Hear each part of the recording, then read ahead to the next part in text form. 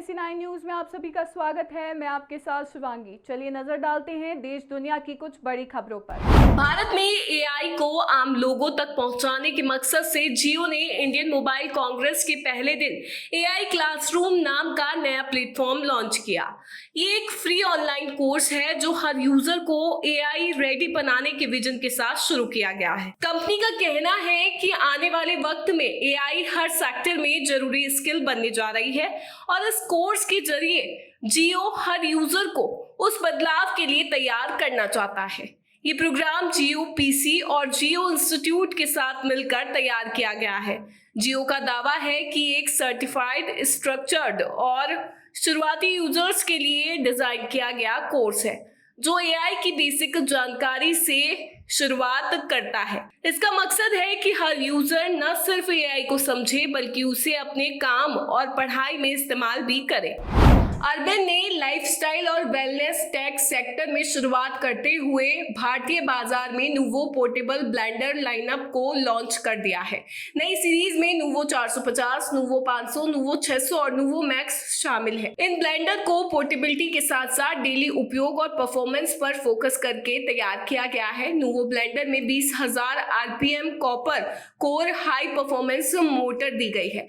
बता दें कि नूवो 450 की कीमत 1,999 रुपए है, नूवो 500 की कीमत 2,199 रुपए, नूवो 600 की कीमत 2,499 रुपए और नूवो मैक्स की कीमत 2,599 रुपए है। ये ब्लेंडर्स अर्बन की वेबसाइट और भारत में चुनिंदा रिटेल स्टोर्स पर बिक्री के लिए उपलब्ध है। ब्लेंडर को टाइप सी फास्ट चार्जिंग से 1 से 2 घंटे में फुल चार्ज किया जा सकता है।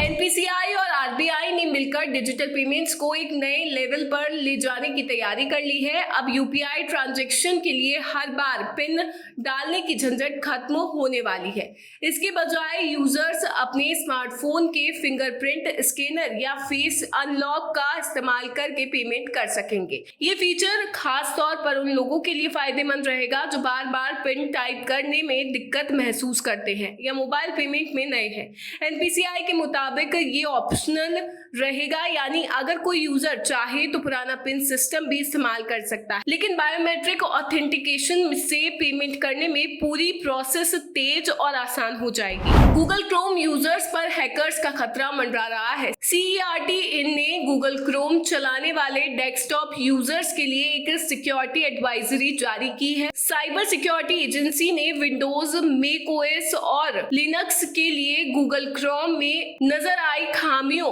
और कमजोरियों की जानकारी दी है। एजेंसी का कहना है कि इन कमजोरियों का फायदा उठाकर हैकर सिस्टम पर खतरनाक कोड लगा सकते हैं। इसीलिए एजेंसी ने विंडोज, मैक ओएस और लिनक्स पर गूगल क्रोम का उपयोग करने वाले सभी यूजर्स और ऑर्गेनाइजेशंस को लेटेस्ट वर्जन अपडेट करने की सलाह दी है। बता दें कि CERT ने 8 अक्टूबर को पब्लिश वल्नरेबिलिटी नोट CIVN 2025-0250 में विंडोज, मैक ओएस और लिनक्स के लिए गूगल क्रोम में नजर आई गई सिक्योरिटी संबंधी खामियों की जानकारी दी। एडवाइजरी के अनुसार जब कोई प्रभावित यूजर फ्रॉड या स्कैम के लिए तैयार की गई वेबसाइट पर जाता है तो इन खामियों का फायदा उठाकर स्कैमर्स रिमोट स्तर पर उनके डिवाइस का एक्सेस ले लेते हैं। भारतीय रिजर्व बैंक फाइनेंशियली फ्रॉड को रियल टाइम में पकड़ने और रोकने के लिए एक ऑनलाइन पेमेंट इंटेलिजेंस प्लेटफॉर्म विकसित कर रहा है। आरबीआई गवर्नर संजय मल्होत्रा ने ग्लोबल फिनटेक फेस्ट में ये घोषणा की।